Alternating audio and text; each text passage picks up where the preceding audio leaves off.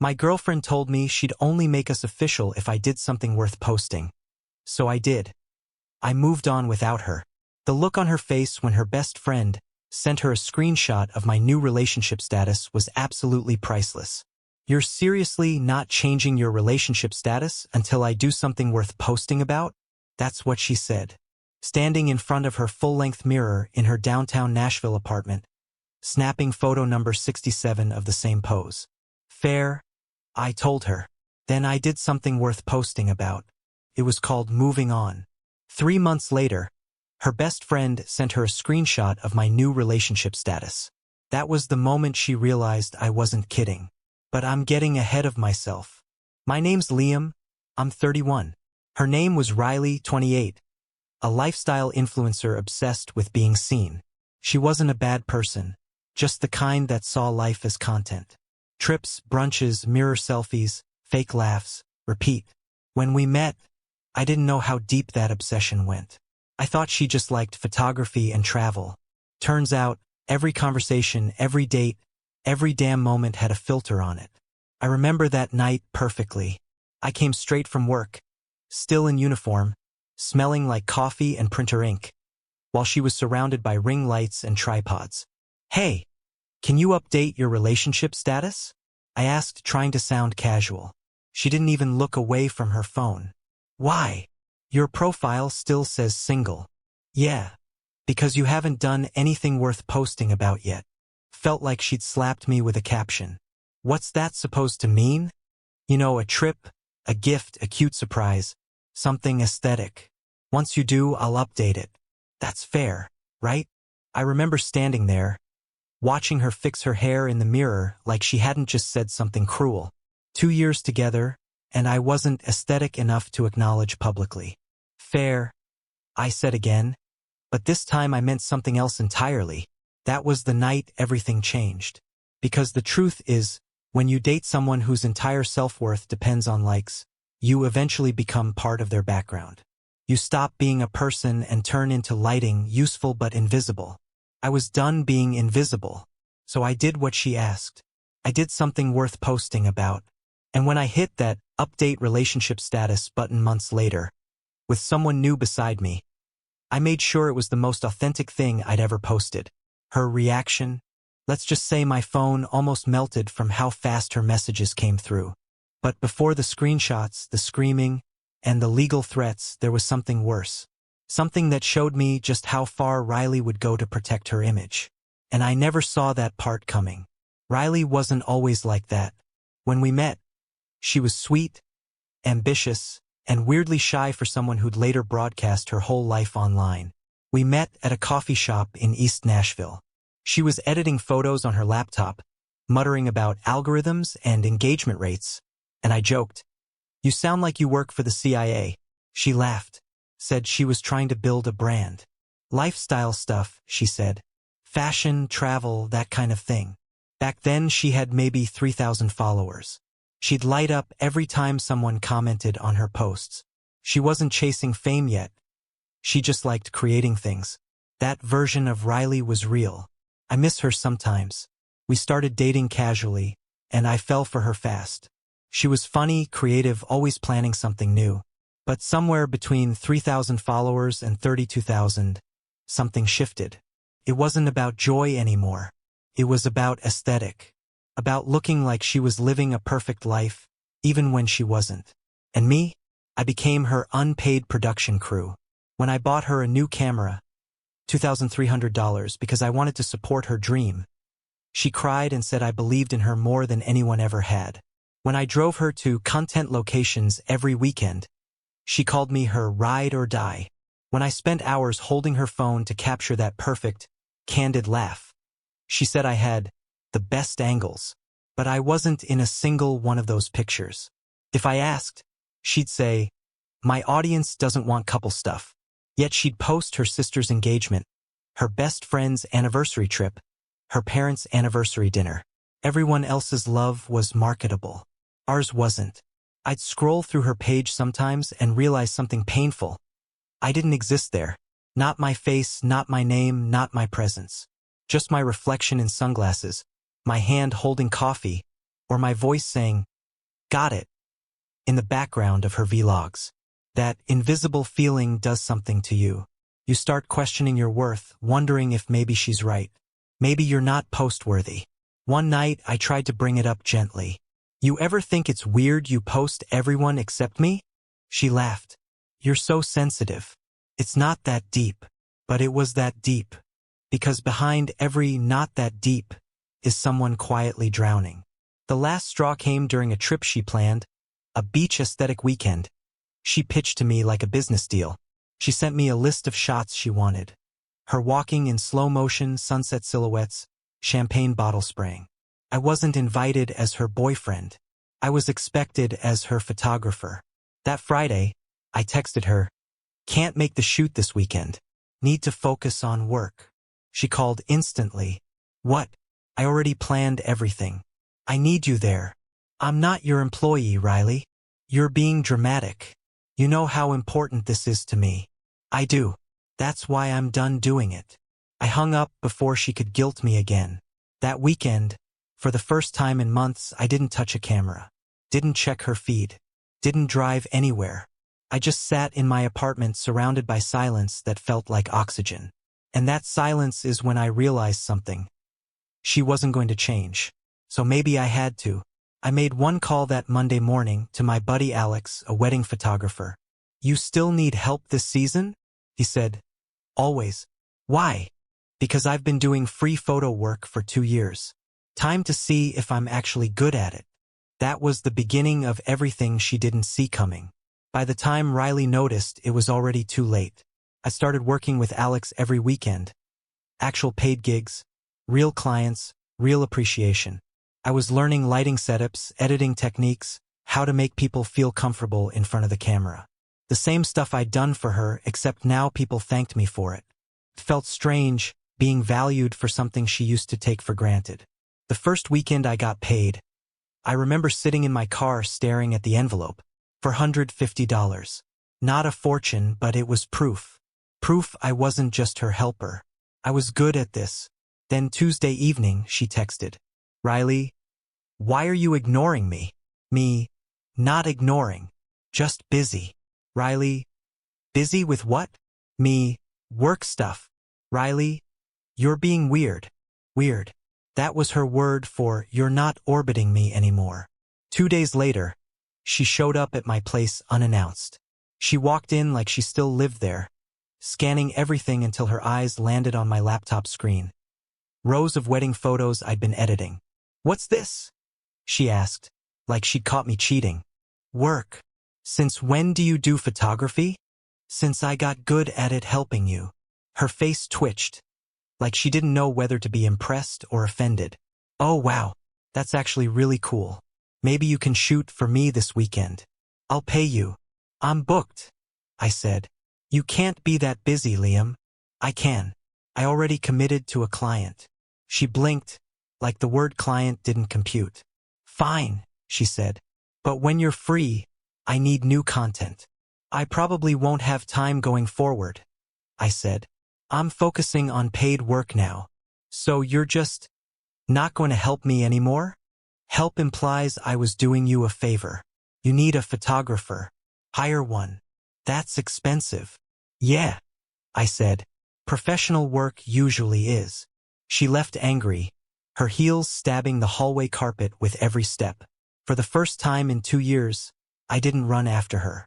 3 days later, she texted again. "Can we talk? You've been distant." "I'm just refocusing priorities." "What does that mean?" "Means I'm done being free labor for someone who won't even admit we're together publicly." Her reply came fast. "OMG, you're still on that? I told you I'd update my status when you did something worth posting about." "Cool," I said. "I'll let you know when I do." And I meant it. The next few weeks were the calmest of my life. I worked weddings, edited photos, met new people. People who didn't stage every smile or check their follower count mid-sentence. One of them was Haley, a bridesmaid at a wedding I shot. She asked for my number so she could get the photos, but we ended up talking all night. She was a vet tech, had maybe 300 followers, and didn't care about filters or hashtags. She posted dogs and pizza and random sunsets. Real life, not the polished version. Our first date wasn't content. It was just dinner. And for the first time in a long time, I felt seen. A month later, I updated my Facebook relationship status. Tagged Haley. Posted a simple picture of us at dinner. Laughing, a little blurry, no filters. That was the moment Riley's world cracked. Her friend must have sent her a screenshot immediately because my phone blew up within 30 minutes. Calls, texts, notifications stacked like dominoes. Is this a joke? Answer your phone. Who is she? We're still together. I ignored them all. Haley looked over at me, her brow furrowing. Everything okay? Yeah, I said, putting my phone face down. Just someone realizing I finally did something worth posting about.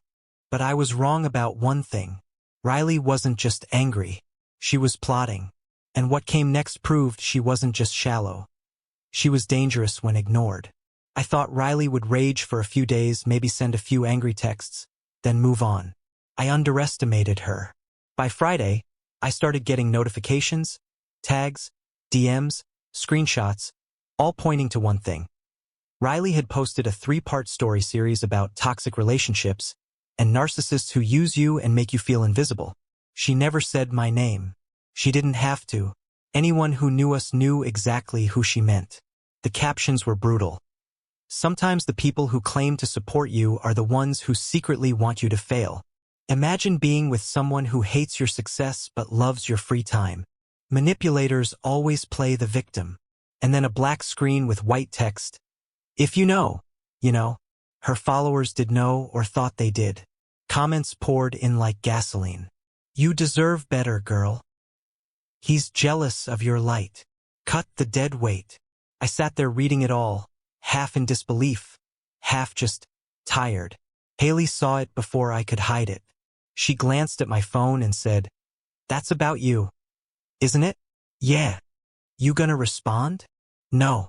That's what she wants. "You sure?" I've spent 2 years feeding her content. I'm done being part of her script. But Riley wasn't finished. That same night, her mom called me. Not texted. Called. I answered out of habit. "Liam, I raised my daughter better than to be treated like this," she said without even saying hello. "I'm sorry, what?" She told me everything. How you tried to control her social media. How you got jealous of her career. How you guilt-tripped her into hiding your relationship. I almost laughed. "Ma'am, I never controlled anything. I just asked why, after 2 years, I wasn't allowed to exist in her world." She said you demanded to be in every post.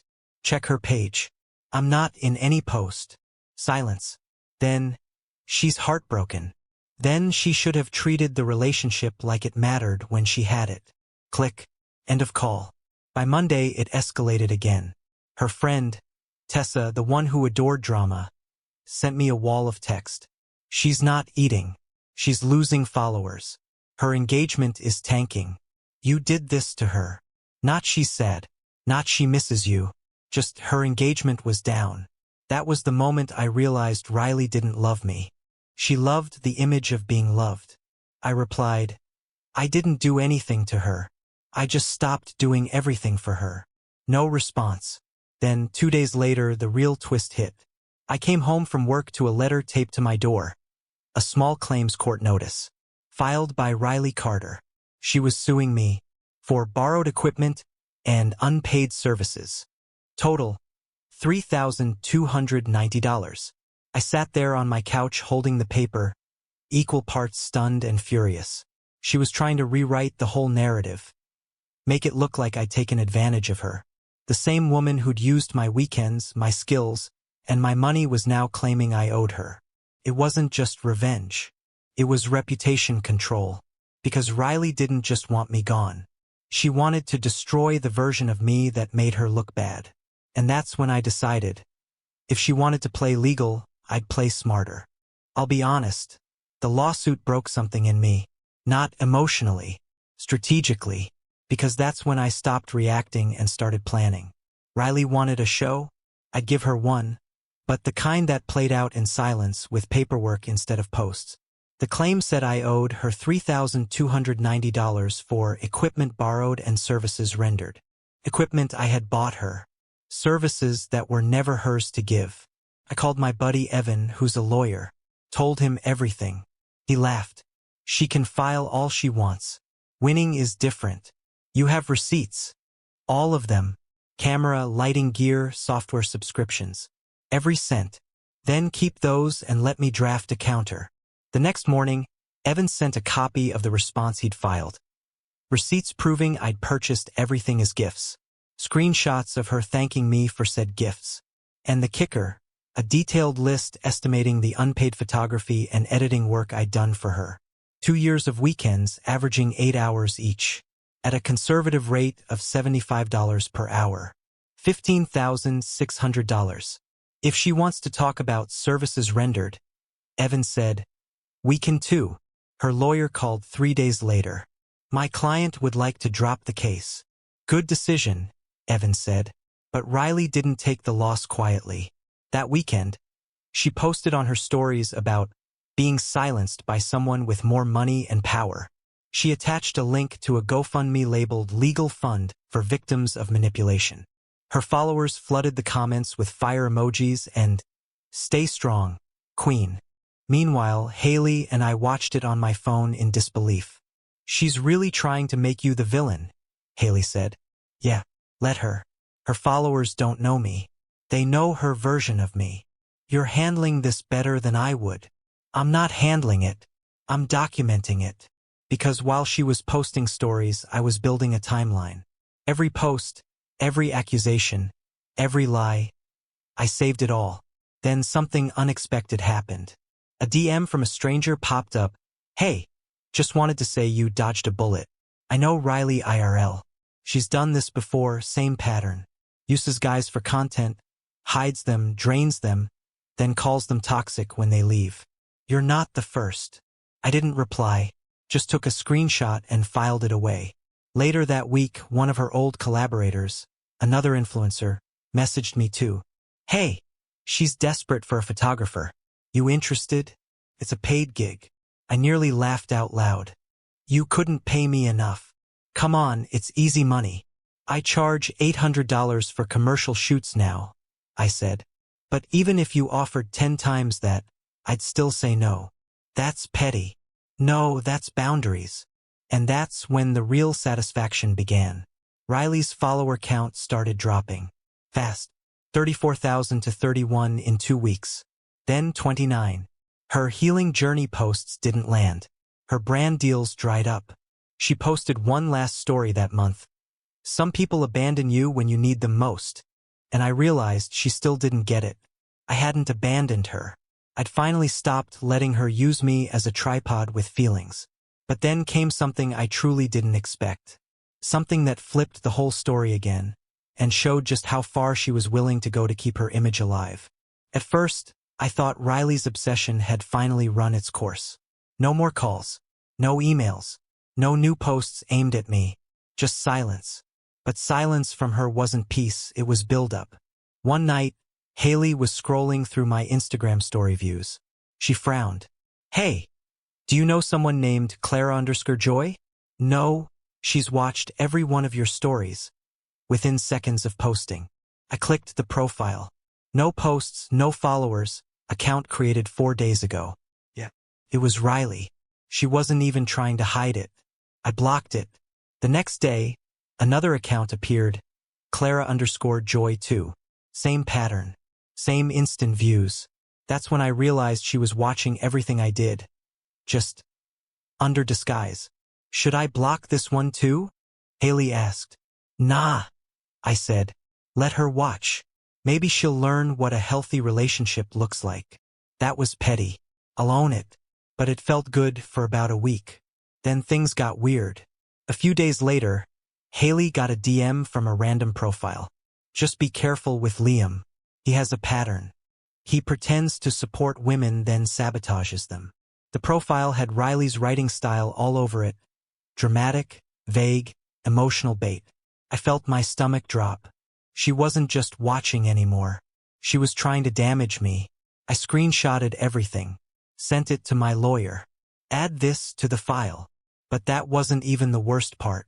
2 nights later, I got a text from an unknown number. You think you're safe just because you blocked me? I see you. No name. Just that. Haley was asleep next to me. I didn't tell her that night. I didn't want her to worry. But I didn't sleep. The next morning I checked my car. Someone had left a folded envelope under the windshield wiper. Inside was a printout.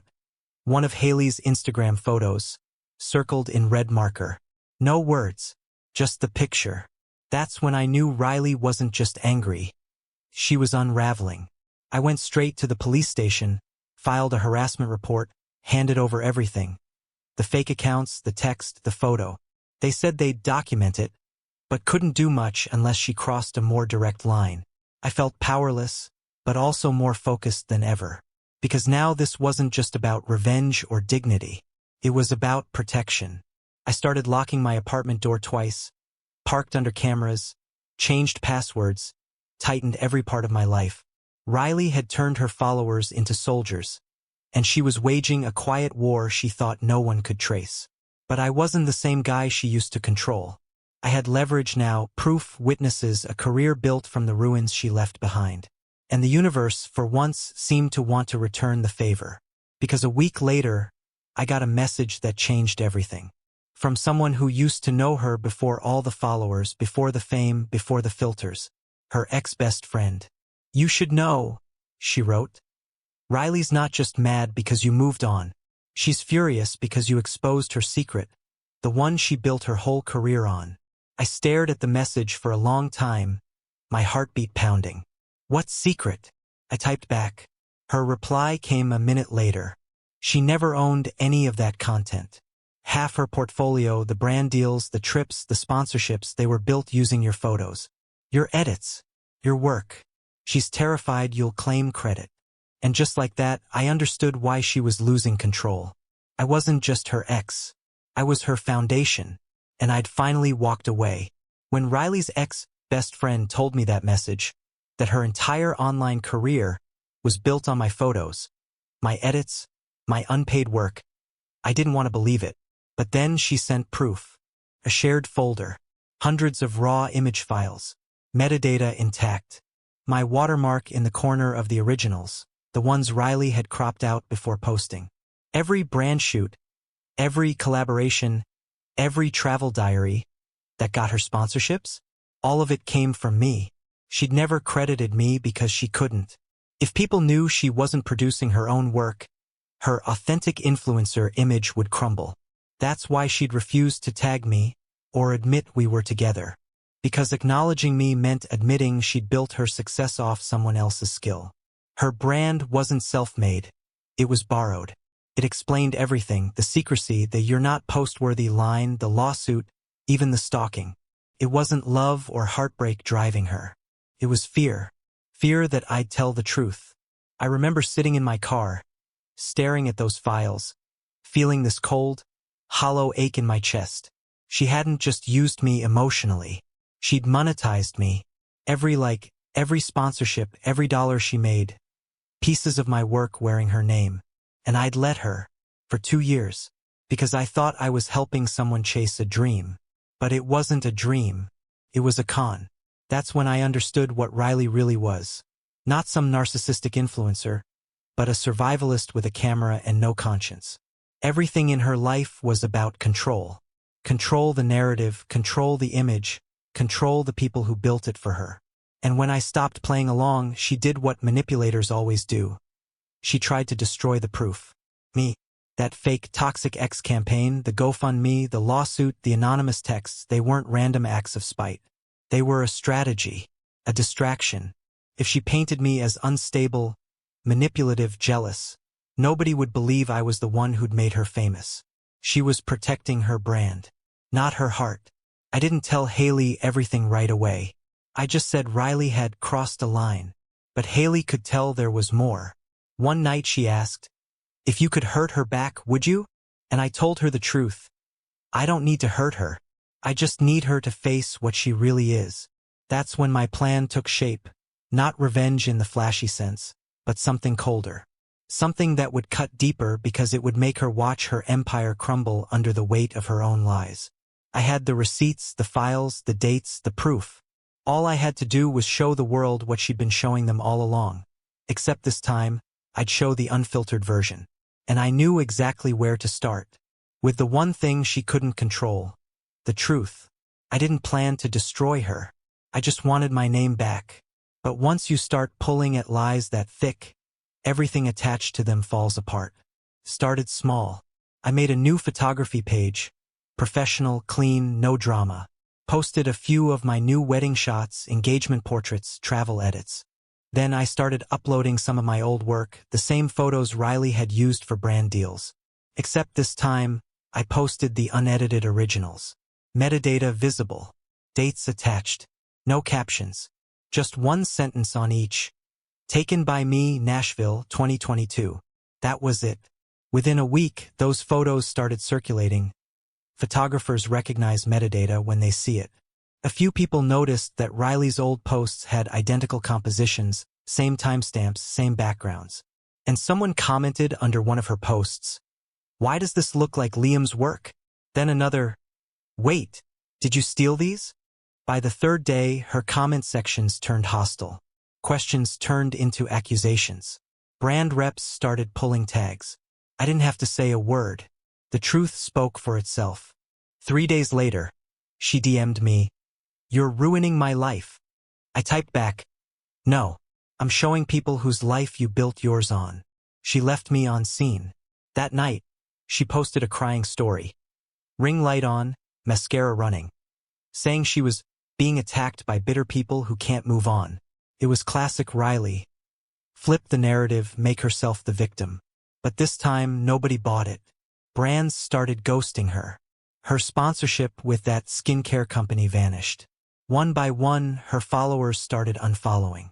34,000 became 25, then 18. I watched in silence. Didn't engage, didn't celebrate. Just let it happen. A few weeks later, a mutual friend told me she'd moved back in with her parents. Sold the camera I'd bought her for rent money. The same camera she once said made her unstoppable. I felt nothing. No victory, no regret. Just relief. Because I finally understood revenge isn't about hurting someone. It's about stopping the bleeding they caused. Haley and I moved in together not long after that. She still makes fun of me for triple locking the door. But she gets it. She posts me all the time, nothing curated, nothing staged. Just us. Real. One night, we ran into Riley at a grocery store. She was with some new guy, tall, blank smile, camera around his neck. She saw me, froze for a second, then looked away fast. I almost laughed, because it was like looking at an old version of myself, the one still holding her camera, thinking it meant love. I didn't say a word, didn't even nod, just walked past her like a stranger. Treated her exactly how she treated me publicly for 2 years. Like I didn't exist. Later that night, Haley asked, "Did that feel weird?" "A little," I said. "But it felt right. Because the truth is, I didn't destroy Riley. She did that herself the moment she decided her image was worth more than the people who built it. She once told me, 'Do something worth posting about.' So I did. I moved on. Built a career. Found someone real. Turns out, being post-worthy was never the problem. She just wasn't worthy of being in the post. And that's the kind of content no filter can fix.